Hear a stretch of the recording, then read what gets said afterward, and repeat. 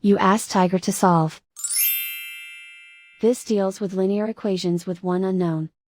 The final result is k equals -21/5.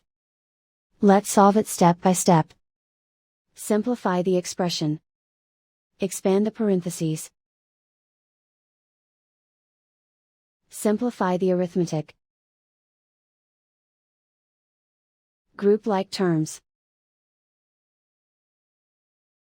Multiply the coefficients. Expand the parentheses. Group like terms. Simplify the arithmetic. Group all constants on the right side of the equation. Subtract 21 from both sides. Simplify the arithmetic.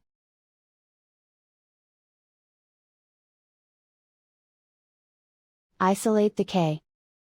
Divide both sides by 5. Simplify the fraction. And so the final result is k equals -21/5.